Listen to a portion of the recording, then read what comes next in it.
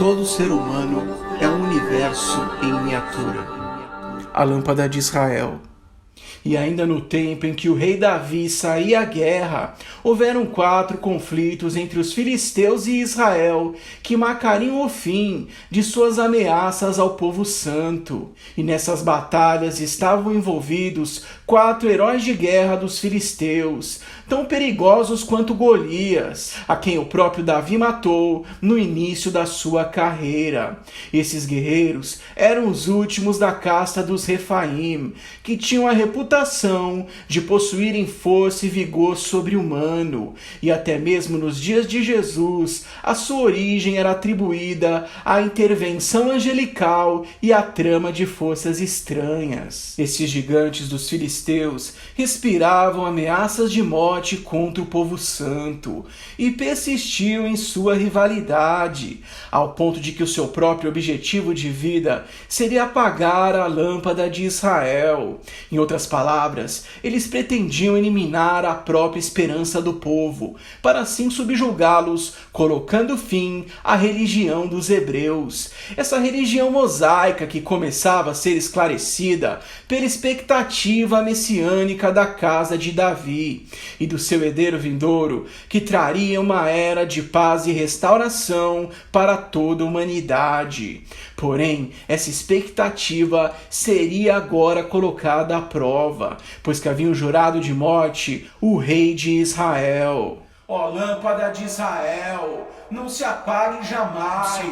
Meus dias de guerra chegaram, os teus ficaram para trás.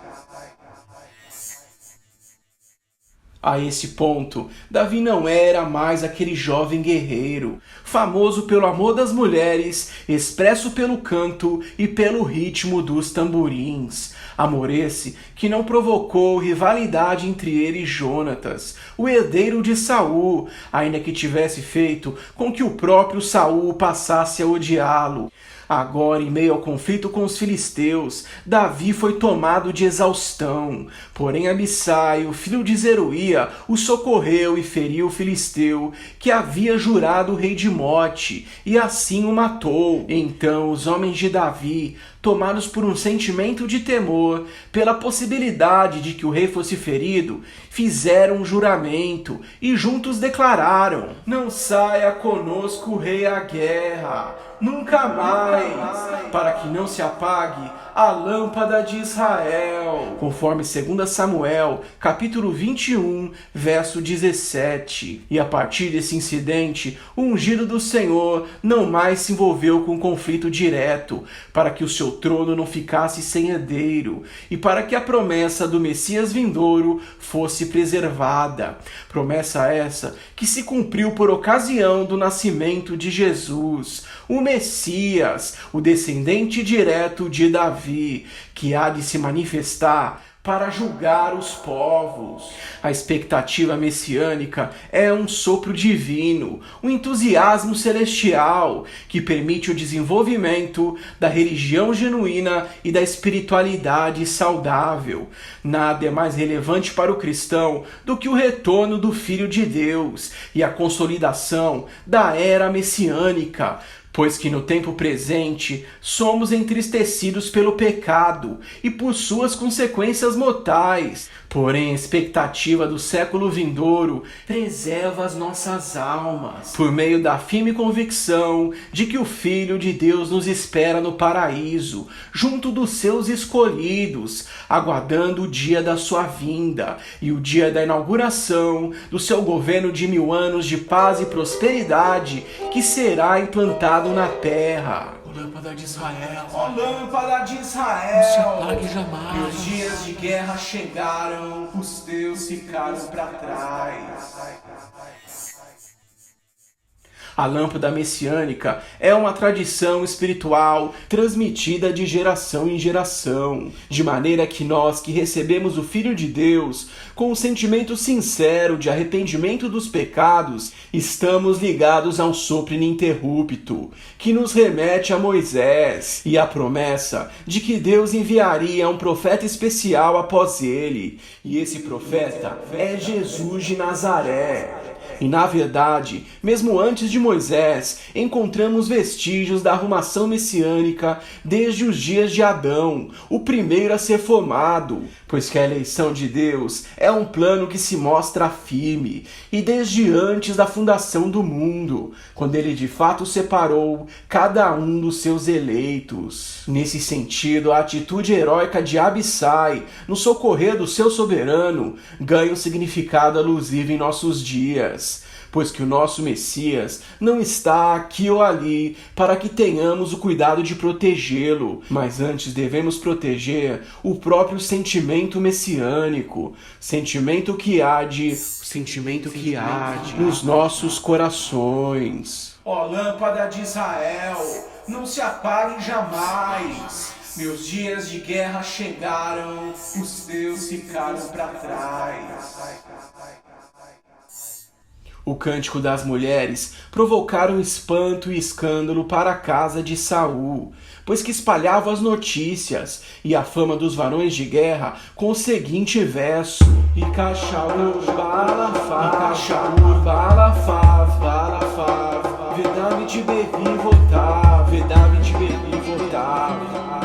Saul matou seus milhares, porém Davi seus dezenas de milhares. Conforme 1 Samuel, capítulo 18, verso 7. E nesse mesmo sentido, Daniel descreve o Davi escatológico como o preferido das mulheres, em clara alusão messiânica, onde ele descreve o homem da perdição, o anticristo, dizendo: este não terá respeito ao Deus dos seus pais, e não terá respeito ao preferido das mulheres, e nem a Deus algum, pois sobre tudo e todos se engrandecerá. Conforme Daniel, capítulo 11, verso 37. Porém, o rei Davi era um homem segundo o coração de Deus, pois que mesmo quando as mulheres cantaram a sua superioridade sobre Saul, isto não lhe engrandeceu o coração, assim como ficou evidente pela forma com que Davi se entristece pela morte de Jonatas, o filho de Saul, o qual tecnicamente seria seu concorrente ao trono,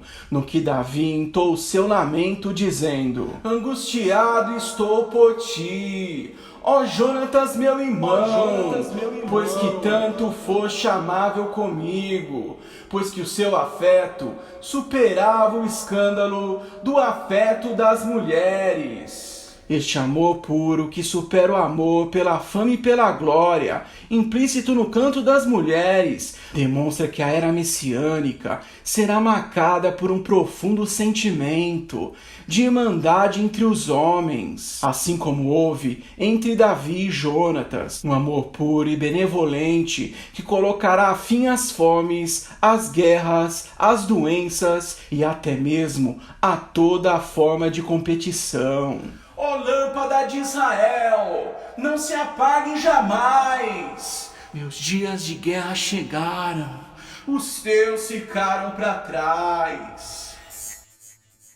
O mesmo sopro que houve em Davi deve ser transmitido de geração em geração, e este sopro nos conduz a adotar uma visão de vida que espera mais do amanhã e que vence as presentes aflições justamente porque aguarda dias melhores.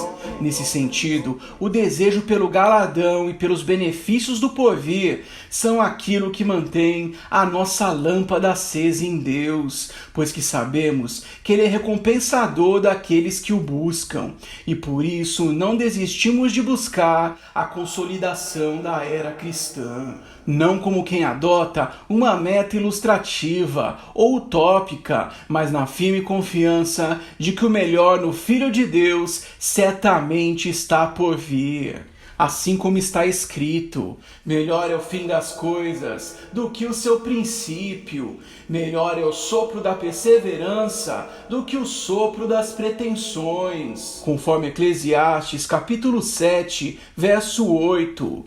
Nesse sentido, há um ditado em nossos dias que deve ser desmistificado, pois há uma geração que diz ter o seu prazer na busca e não tanto na concretização dos seus objetivos. Deus. Esse pensamento nos prova que as falsas promessas do mundo jamais se concretizarão, pois por qual motivo alguém assumiria ter mais benefício na busca do que pela concretização em si, se não for pela leivosia das metas que estabeleceu? Pois se o ímpio acreditasse mesmo nos valores mundanos, então não se desviaria dos seus interesses declarados para articular um ganho periférico, porém nisso se comprova a sua loucura. Ó lâmpada de Israel, não se apague jamais. Meus dias de guerra chegaram, os teus ficaram para trás.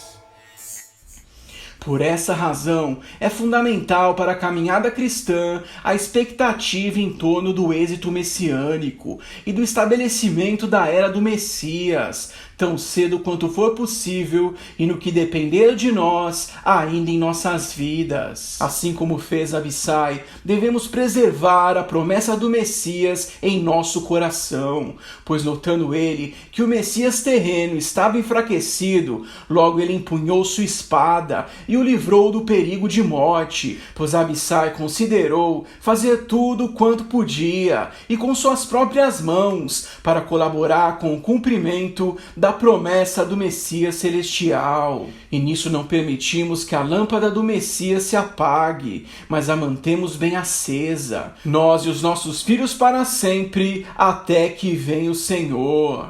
A lâmpada de Israel.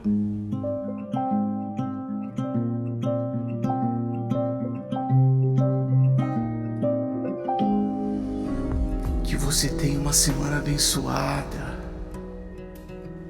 Divarichecha Adonai veishmerecha, Yair Adonai panavelecha viruneka, Issa Adonai panavelecha veasamecha shalom, Beshem Yeshua HaMashiach. Amém. Amém.